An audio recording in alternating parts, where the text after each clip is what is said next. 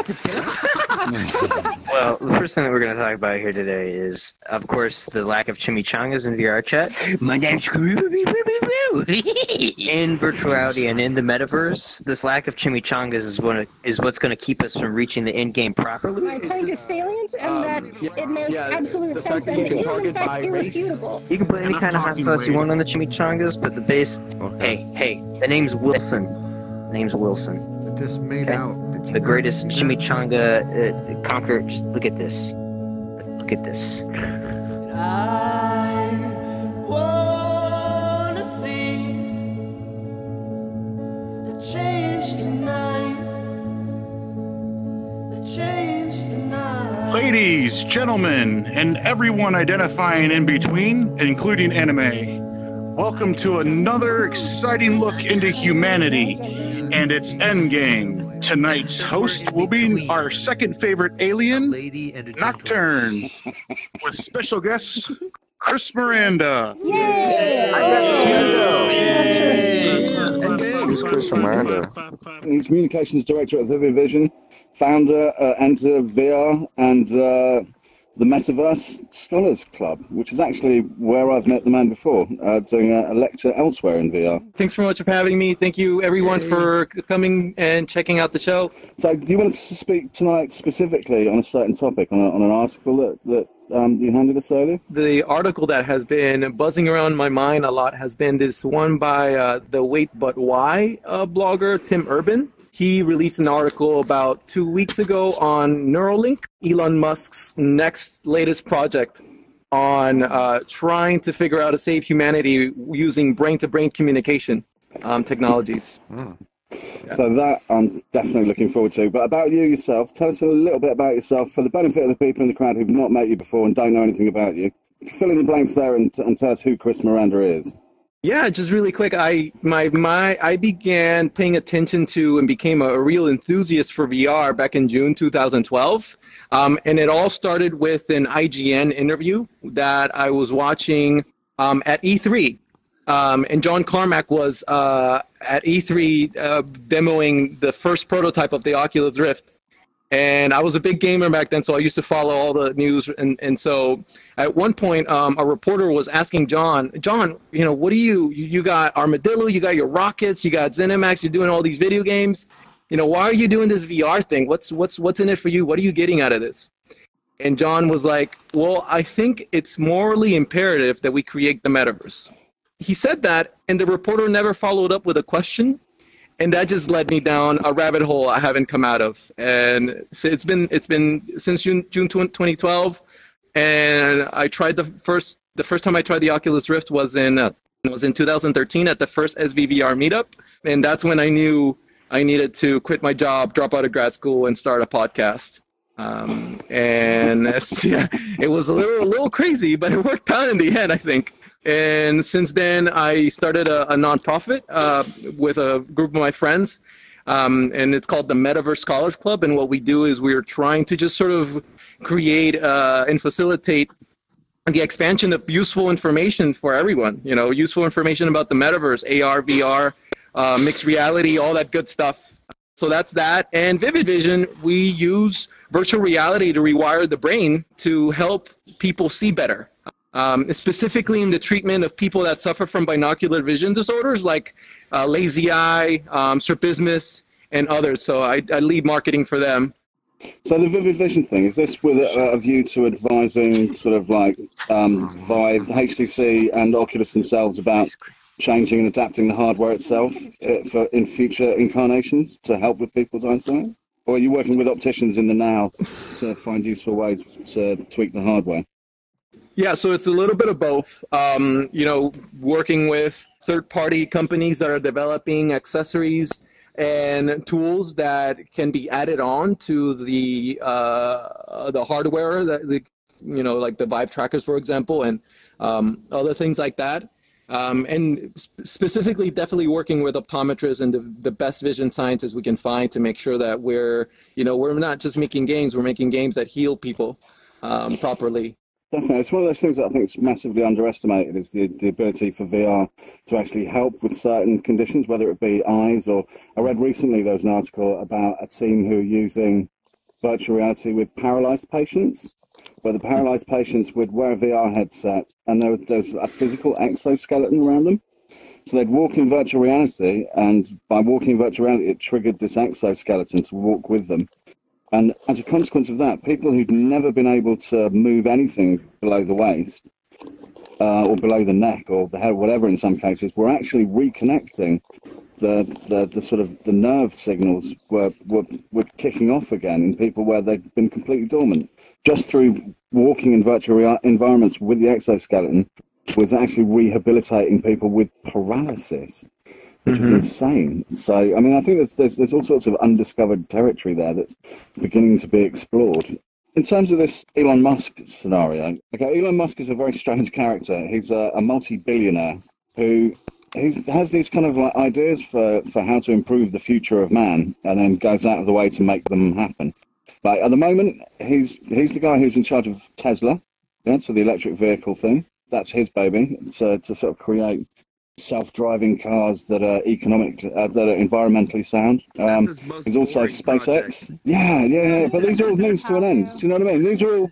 But the thing is with Elon Musk is you got to remember these things that he's doing are the ways he's generating the money for future ideas further down the line. So he'll have an idea of something he wants to do out here. The electric cars are his least memorable thing. Oh, no, I know. Well, at the moment, I mean, this is true. I mean, you're talking about a man who's talking about starting a colony on Mars in the next 10 years. And to back it up, he's gone into making rockets with SpaceX and taken over a huge chunk of the industry in terms of putting satellites into space. Because that's going to be the thing that funds his exploration of Mars. You know, that's the business model he's using to take us, the human species, to Mars. And that's just mind-blowing.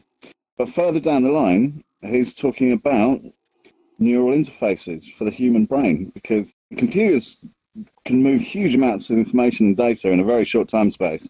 Human beings, not so good. We can communicate at the speed of typing. So his thinking is, well, let's speed up the process. Let's increase the bandwidth.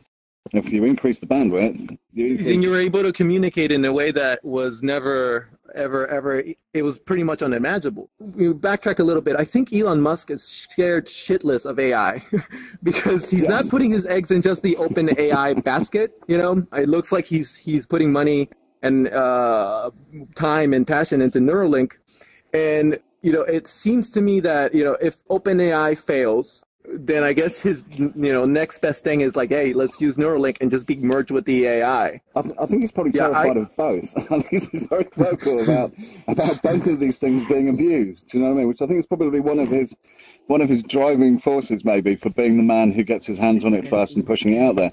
Because in a parallel universe next door, Elon Musk could very, very definitely be a Bond villain. He looks like a Bond villain. He has the qualifications for a Bond villain. This is a guy who went to Russia to buy an intercontinental ballistic missile off the Russians at the start of setting up SpaceX. Thankfully, he seems like a reasonably sound human being. For now, it seems. For now. But he's very much a Tony Stark kind of character. For anyone who doesn't know, he's kind of like a real-life Iron Man, a real-life Tony Stark. Yeah, the thing that really strikes me about Neuralink is the fact that we'll be able to communicate. You know, so right now you and I we're communicating through the airwaves, and we're basically communicating at the speed of sound. If we were in a real room, we would be communicating at the speed of sound. But with Neuralink, you know, we would be basically connected at the speed of light. And at some point, you know, this is all theoretical, you know, we would be basically a hive mind, and we would be able to share thoughts and feelings and emotions with each other, along with the, you know, the language that we share. And I think that's going to bring us closer and closer and closer to becoming some sort of hive mind consciousness or something, which is both scary and exciting at the same time. It's fair to say, as a species, we haven't really evolved since we picked up the first rock and hit another rock together, really. I mean, we haven't evolved physically and psychologically at all since that moment 100,000 years ago. The human being hasn't evolved remotely in that time space. But what we have evolved is this technology around us. We've evolved civilization. We've evolved this means of preserving knowledge and handing it down and spreading that knowledge wider and further. I think with this kind of scenario, talking about the evolution of man taking another giant leap, but an evolution that's made by us and guided by us, which kind of could be a little bit scary. Do you know what I mean? For most people, I think they find it a little bit scary. But I don't know about you, but I think if you step back from that idea of having like brain implants to control the technology around you and communicate technology around you, it sounds frightening. But all of you do this on a daily basis anyway. You've all got mobile phones. You're all using computers now. And for most of you guys, I know for me, I don't know about you, for most of us, our computers are already an extension of ourselves.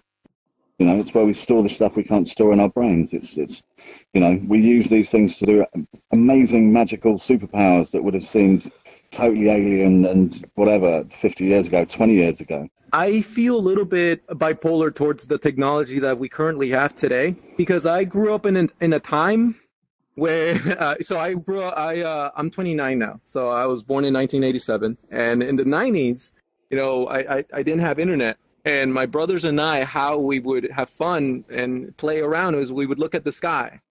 And we would stare at the sky all fucking day, just, you know, looking for patterns and having fun and just, you know, using our imagination. We had nothing, and yet we were happy because we had all this imagination. And I look around these days and I see that the kids that are growing up don't have the time to sit down to just imagine shit up. You know, they're all the time, they're just like constantly being bombarded by stimulus. And I don't know if there's value in imagination. I feel like, you know, there's something there that my generation is going to be the last one to reminisce. And so in a way, you know, in today's world, I'm finding myself craving in nature. I'm craving being around trees because I'm constantly looking at a screen. And when I ever go in VR, I go to experiences that have trees and nature as well. And I don't know if it's like if it's something that's, you know, innate in our human DNA, that we need to be connected to nature somehow. But this is something that we need to reconcile, because, you know, ultimately, where does this all end? You know, where does Oculus Rift version 12 look like? And I think it's going to be something like Neuralink, and hopefully that sort of get rid of all the baggage that the current technology has, and more than likely bring along new baggage. So do you think it's going to free us from looking at our mobile phones and wandering around looking at our mobile phones, and free us from sitting in front of laptops and computers? Do you think it's just going to be all of that somewhere under your cranium, on the fly, moving at the speed of thought, being creative in whatever environment you're in at the time? Is that kind of where you're going with it? In the Tim Urban article, he describes, I think he mentioned 3 ways that how you know, Neuralink would work for you in the future.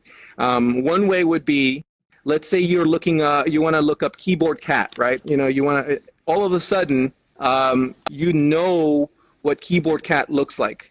See what I'm saying? Or let me give you another. Let's say you want a recipe for a really good lasagna, right? In one of the scenarios, you already know it, right? Like you're already connected to the body of knowledge that is the internet or whatever it is, and all of a sudden you'll already know it. Like, it'll be innate. The other scenario would be that there would be some sort of holographic AI intermediary between you and the information. And you would be talking to it, and you would say, hey, you know, AI, look up, you know, the best lasagna recipes, and it would be like immediately in your brain. Being able to have access to information at a speed that you've never had before. And I think that's what's going to make it, the thing that people will want, because it's going to save us a fuck ton of time. You know, it'll take me 2 seconds to pull up a tweet from, you know, some guy on Twitter with my phone. But with Neuralink one day, it'll be 2 milliseconds or something. That's what drives technology these days, is this efficiency, this need to do things a little faster, a little bit, you know, quicker and cheaper. I'm just thinking about that. I mean, like, if you're using your brain to control this technology, there've got to be some pretty huge downsides, pretty huge dangers, and pretty huge downsides there. Do you know what I mean? It's like, yeah. You're going to envisage a day when you're trying to explain to your gran that, you know, the Nigerian royalty that tried to ask for her bank details when she was trying to take a dump. Or even worse. Oh, for example, let's say you ever heard like a grandmother whom her lifelong partner dies.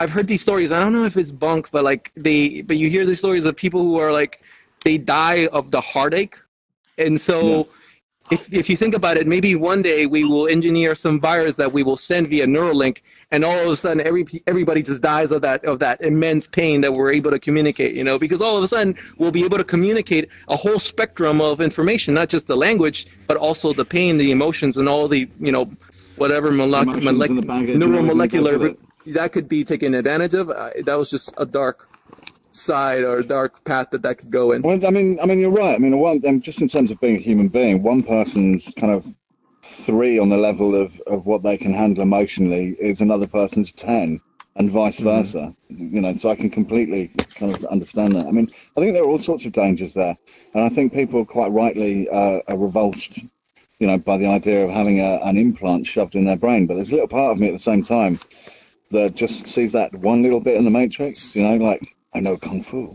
I love the idea. I still love the idea of just being able to plug something into the back of my head and uploading an entire language or an entire martial arts style or something like that. I mean, I think to begin with, it's going to be more of an Alexa type scenario.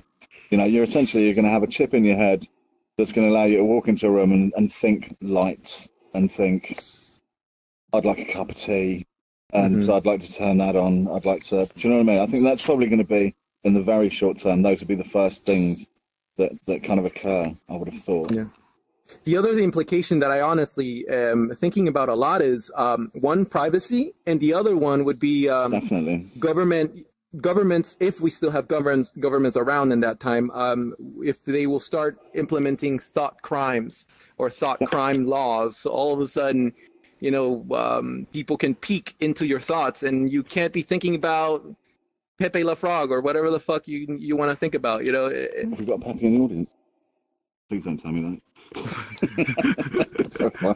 Okay, yeah. So I mean, human rights and things like that need to be protected, and it's a bit of a nightmare. And being in the UK at the moment, we're actually watching the Snoopers Charter, for example. We're actually watching our rights in terms of using our computers, just our everyday computers, kind of sliding away at a rapid rate of knots. We're being spied on at every point in time. Anything we do on a computer or mobile phone is being recorded and held for 12 months. And any government agency can access any of that information already. And it kind of worries me in terms of the future. Because like I say, for me personally, as well as probably a lot of you guys, my computer is an extension of me. It's an extension of my brain. And to have that kind of invaded by some shady government or corporation is kind of disturbing. Look, how do we protect ourselves? And how do we protect this future technology from these kind of concerns of corporate and political nightmares, maybe totalitarian forces invading our brains? Honestly, that's the thing that I've been struggling. You know, how do we help people give a fuck about privacy? That's the biggest thing. Like, God, what needs to happen for people to one day realize, okay, this matters to me? And I don't know what that is. The closest thing was a John Oliver sketch about, you know, dick pics and stuff, you know, because sex works.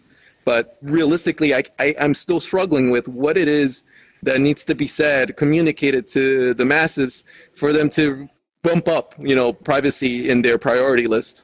But yeah, there's just so many things to, you know, fucking pay attention to these days. I actually blame Facebook for this, I think, because Facebook's the one thing that's kind of taken over everyone's existence. Yeah, Facebook is cancer to me. And all of your data and all of your experiences there are all sold off to big corporations, and it's taken for granted, you know. So I blame Zuckerberg directly for this. I mean, obviously at the moment, I mean, you're talking about vivid vision earlier on and using virtual reality to actually help with people's eyesight. I mean, those kind of applications, the health benefits are also going to be relevant there as well, I would have thought. Something that I got really into was transcranial direct current stimulation for a while. It's the process of going to Best Buy, not Best Buy, but going to Home Depot and putting together a device that delivers 2 milliamps of electricity to your right temporal lobe over the course of 20 minutes. And what it does, this is research that got declassified by the CIA, and a bunch of universities began studying it. And they were showing that people who were using this transcranial direct current stimulation device were seeing improvements in learning. They were seeing improvements in speed of attention, focus. It was even having antidepressive effects. And so there's this thing called, there's this device called the Think out there right now that I gave a shot this one time. And frankly, I think it's still a little bit inconclusive, and honestly, it's very early. We're in the really early stages of hacking the brain, like literally in that way. There was this story by NPR where a reporter went down to a shooting range where they had her stimulated with a transcranial direct current stimulation device. And she was in this shooting simulator where she had to shoot like 20 dudes. And at first they ran her through the test or the simulation without the shock. And she died in like a minute. You know, she couldn't do anything. Then they shocked her. They delivered the 2 milliamps of electricity, and she ran through the test. And she was reporting how, as she was doing the test, she kept asking herself, why is this so easy? Why did they turn down the difficulty level on this simulation? And next thing you know, she says, oh, the guy tapped me on the shoulder, and she's like, yeah, you're done. And she's like, what do you mean I'm done? And he's like, yeah, you're done. 20 minutes has passed. And so she was in this weird zone where like time had accelerated or slowed down, and you know, everything was just more on point. Later on, she was describing driving home, still on the effects of feeling like she was in a Mario Kart, you know, video game. And so these are things that are like pretty insane to me, that we're at the cusp of having this sort of technology. And you know, I worry that with technology such as this, it's the rich, it's the elites that are the first to have it in their hands, that are the first to get ahead of everyone else. And so I'm cognizant of that, but it's exciting at the same time. So, yeah, I mean, that's another danger. Obviously, you have a two-tier humanity, those who are plugged in and those who aren't. Informational poverty. Yeah. It's another topic entirely. Going back to what you were saying there about directly stimulating parts of the brain, I was reading Jason Paget, who's a fascinating human being. He's a prodigious savant. He's somebody who suffered a major brain trauma, and as a result, I don't know if anyone knows what savantism is, but I mean, there's a few good examples out there. There's somebody who received a brain injury, and then the next day they learned how to play piano. They could play piano perfectly, just through a brain injury. That something happened with a neuroplasticity in their head, and they developed this skill emerged out of nowhere. Jason Paget's one of those guys. Yeah, he was mugged, I think, hit over the head with something heavy, and the next day he woke up and could see the underlying fractal geometry of reality. He didn't understand what it was because he's the only person in the world who can do it. Wow. Literally, the only human being in the world who could do it. So since then, he's been taught by the world's greatest mathematicians and physicists how to understand what it is that he can do. And he's now helping them by shedding light on things that they could never get their heads around in a million years. Because he can see relationships between things that they can't. He can see them in front of his eyes, whereas they have to sit there and plow through all of that mathematically. I'd love to add a little bit on his experience of seeing the fractal reality underlying reality, or the fractal patterns underlying reality. Because when I first took off, I don't know if many people know here, but I put a VR headset for 100 hours, and I live streamed myself on Hitbox last year. It was a bad idea, but I came out alive. And what I realized was that if you put a HTC Vive over your face for 100 hours straight, and you sleep with it on, and you shower with it on, and you go to the toilet with it on, when you take it off, you're going to burn the screen door effect directly into your retina. And that screen door effect is going to be zinged in there for 3 days. At least that's what I saw for 3 days. Like, I could see the after image of the screen door effect for like 3 days. And it was like, and the crazy thing about it was the screen door effect was in the shape of the field of view of the Vive headset. So if I look, periphery was clear. Yeah, my periphery was clear. Yeah, it was fucked up, to be honest. It was all fucked up. Screen door effect. So is this how Vivid Vision came along? You take off the headset and go, I'm fucking blind. I'm blind. Right, I know what I'll do. I'll fix it with VR. It's funny you mentioned that, because, you know, neuroplasticity is the reason why Vivid Vision is around. So James Baha, our founder, the guy who got it all started, he was born with lazy eye. And the thing about lazy eye is that, you know, it's this condition where, you know, people have this eye that's, you know, delineated, it's misaligned. But on top of that, you know, they can't see in 3D. and the vision in that eye is really blurry. It's really suppressed. And so what happens is, you know, and for the longest time, doctors have been telling people, look, you know, after the age of 14, your brain isn't very plastic anymore, so you're sort of fucked. There's nothing you can do. But James didn't give up. And he, at the age of 24, 25, he discovered that your brain is a lot more plastic than we've thought, that adults can regain vision in that weak eye, and they can bring that eye back into alignment without surgery. And he started hacking away at his Oculus Rift back in the day. So one day, you know, hacking away with it, his keyboard, he noticed that his keyboard stood up. And it was the moment he realized that he was able to see in 3D for the first time in his life. And long story short, now we're here. More than 6,000 people have been treated using their system, and we're hoping to get it to millions more in the future. But yeah, it all started with neuroplasticity. It all started with rewiring the brain so that it develops this skill. Seeing in 3D is a skill that we all develop when we were little kids, and for some reason, you know, with people with binocular vision disorders, it just doesn't develop. You never underestimate the powers of neuroplasticity, that's for sure. My brain was going off on another one, which is something I read recently about using psychedelics to use neuroplasticity to actually help with PTSD patients. People are using MDMA now because the effect of MDMA on the human physiology, it essentially reduces the amount of work that the limbic system is doing at the back of your brain, and it increases the amount of work that's happening at your frontal lobe. Different parts of the brain evolved at different parts of our evolution. You have these very, very primitive sections of the brain that are responsible for, you know, breathing, swallowing, and the like. And then you have other bits that are responsible for things like making your heart beat, and then other bits that are involved in fight or flight. It turns out people with post-traumatic stress disorder, when they're recounting their trauma, that part of the brain is firing on all cylinders, and they can't separate their objectivity. They can't find a point of objectivity when they're looking at themselves. They're very caught up in that whole limbic system reaction, fight or flight system reaction. The process of taking the MDMA allows the brain to reassign different things in different places, and they can then perceive their trauma from a completely different angle, because they're effectively using different parts of their brain to perceive their reality. And it's had major, serious, positive thumbs-up effects from people. Controlled clinical conditions and counselling under those sort of scenarios with MDMA have proven to be really useful. Okay, let's open it up to the audience for a little while and see if anyone's got any burning questions while they're all sat in their seats. They've all been very patient over there.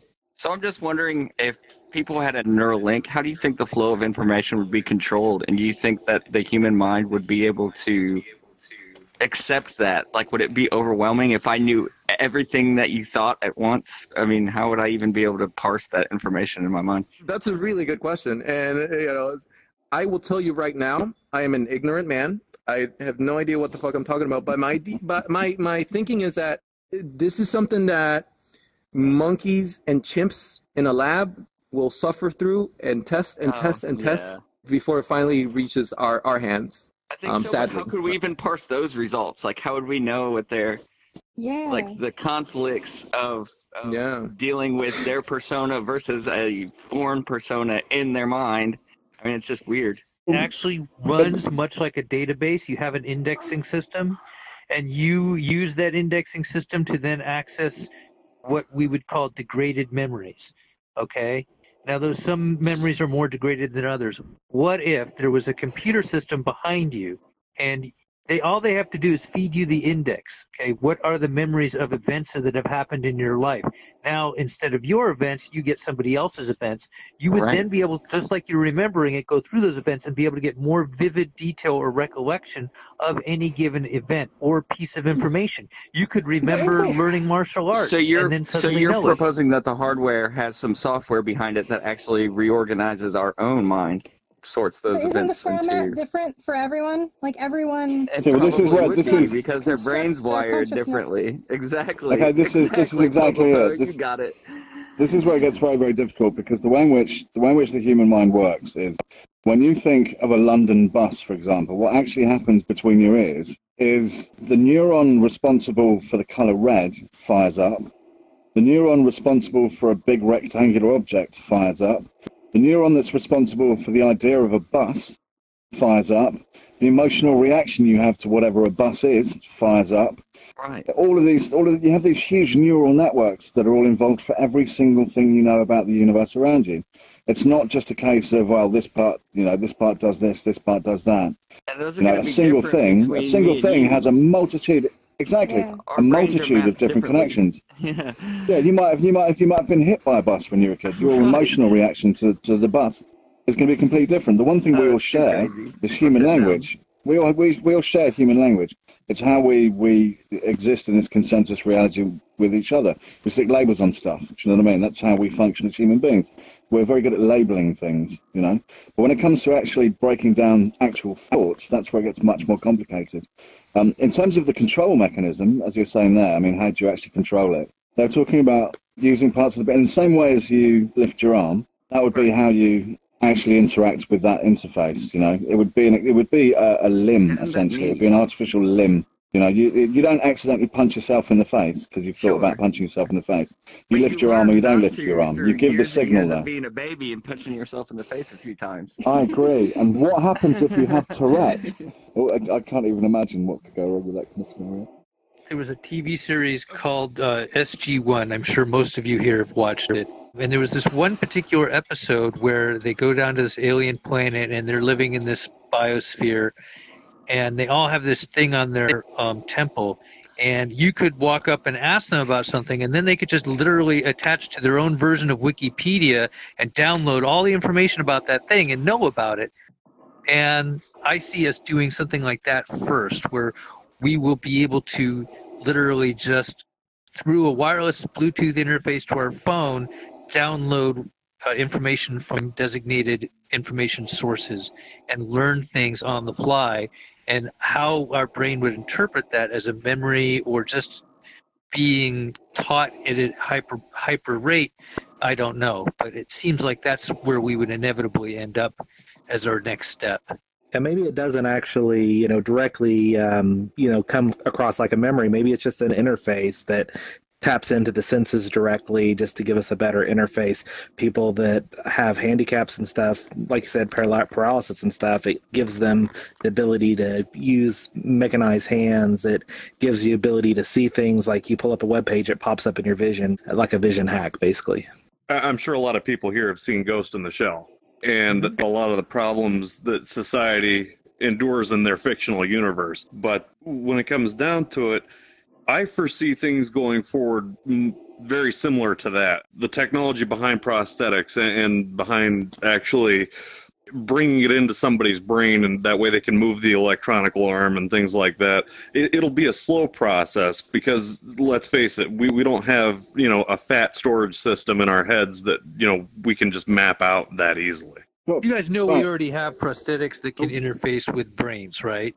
Through our nerve system. Yes. The one story that immediately comes to mind is the one, and this is a little bit old, but it was where they were able to have a scientist in California control the arm of a monkey in Australia with his brain, across the world. And, what that made me think was like, wow, we're doing that to monkeys right now. And then immediately made me think, well, is there something above us doing that to us right now? Again, it all falls back to me being stuck in a simulation. I always end up there. Which, of course, is another thing that Elon Musk is very caught up in, the idea that we're actually all in a simulation. I mean, the odds are we probably are. The idea that we're in a simulation, I think VR, when it becomes more popular, one day the headset is going to get so good that people are going to take it on, take it off, put it on, take it off, put it on, take it off, put it on, and they're going to realize, holy shit, I can't tell the difference between real life and VR. And that will be really weird. That cultural moment where millions of people will start having those conversations like, what is real? What's going on? What are we seeing here? All right, guys, I'm going to introduce you really quick to Dan from Carbon Robotics. This guy is creating a robot arm that has the possibility to take all your jobs. So give it up for Dan really quick. I'm taking off the headset. Let's cheer on our Robot overlords. How do I work this crazy machine? I don't like this switching personalities. You can instantly see the whole sort of body movement change as well. It's very bizarre. So, Dan, welcome in. You wanted to say something, my friend? Yeah, there were 2 or 3 points that came up. And I had a fair amount of bourbon and seen Chris with a headset on, so I started shouting stuff at him. First was that if we are, so what is VR except for a lossy, laggy, not as great brain interface? Given that, and then the idea that Chris was saying about how, if we are moving towards if our final frontier is not going outwards but going inwards, who's to say that that's not the solution to the whole? And we're trying to forget the name of the paradox, but the empty universe paradox. Like given Fermi's how paradox. Yeah. And at this point, given how likely life is in the rest of the universe, at this point we definitely should have gotten some signal, some indication that there's life out there. But what if the actual frontier of exploration for each advanced civilization is not to send probes off into the world, but instead to perfect VR, perfect a brain interface, and then build a Dyson sphere and just chill? That's very ambitious. And then you can't freaking see it anymore, and we're completely invisible to the outside world. Why the hell not? If we get to a point where we can simulate a brain, where we can connect our brains directly to a brain simulation, we're going to want as much energy of that as possible, and then we are not going to want anyone to bother us. And a Dyson sphere seems like the logical endpoint there, and it would also be a good reason for why we haven't seen anyone else, because they are holed away in their little spheres, and they're all messing about in virtual reality on their own little planet, exactly, exploring the space between their ears. Well, it's not really virtual at that point. And if it's planet wide, if we're networked in, if we don't have bodies, and that is the reality we know. Oh, is there a second point? I have no idea. I'm drinking. It's a good point. Bourbon is the second point. Hey, I'm back. Mm-hmm. So, my idea for what the end game will be. So this is me, Chris. Where does humanity end up? So, I wish humanity, and I hope humanity. God, I struggle with this because, I grew up in a country where, at the time where I grew up, it was the 3rd most poorest country in the world. And I've seen some shit. I've seen some poverty, the likes of which I hope I never see again. And so my hope is that, where we end up is in a world where we have sort of a Star Trek economy, where people don't have to worry about, fucking putting a roof over their heads and, where they're going to eat and sleep. Because honestly, I just don't like to see people suffer. And so I wish, again, we end up in a world where our main focus is to party till the ends of the universe. That's basically where I wish we end up. Where I think we will end up, with a world where you have very, very, very rich people who will have a lot of power, and they will have a fuck ton of fun, while all of us watch them over social media and grind through our lives. Yeah, it's sad. The worst thing is nuclear war. I just think I honestly don't trust human beings to have such powerful weapons. And if in the next 100 years we don't die in nuclear fire, I'll be really, really happy. So yeah, I think that's basically my 3-tiered answer to this end game. When we talk about the end game, where does this ultimately go with brain-machine interface?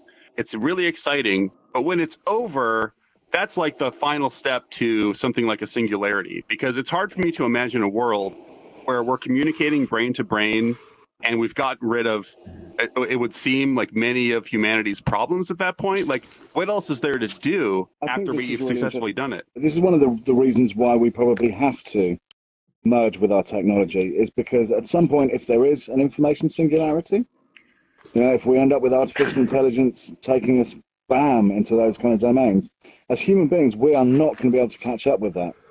And to those artificial intelligences and to that technology, looking back at us, we'll be like ants to a god. The only way we can actually keep up with a singularity is by modifying ourselves as a species. Meanwhile, I'm here struggling whether I should stay for retirement or be like, fuck it, the singularity's coming. I don't need to stay for retirement. It's one of those things I'm struggling with right now. But honestly, when people say that VR is the final medium, I think VR is the medium that will lead us to the final medium, and it is sort of a brain-to-brain interfaces. And where this all ends up is the brain is the greatest simulation creating machine known to the universe that we know of.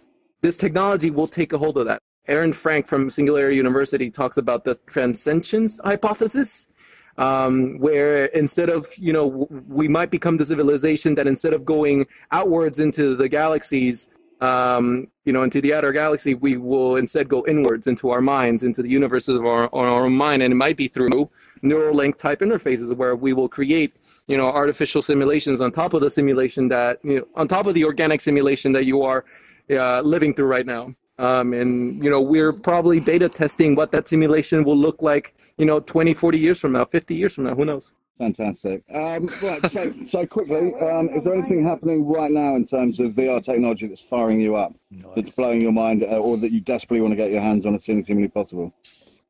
I'm really excited for eye trackers. I think those are going to be really cool, and I think they will enhance our ability to communicate faster and navigate the metaverse faster. Personally, I'm really excited for the day where I can lay in my bed and navigate through the internet just using my eyes, not having to move a single muscle. It'll be a glorious day. I wouldn't be Cris Miranda if I didn't tell you that I'm excited for teledildonics, because teledildonics are awesome.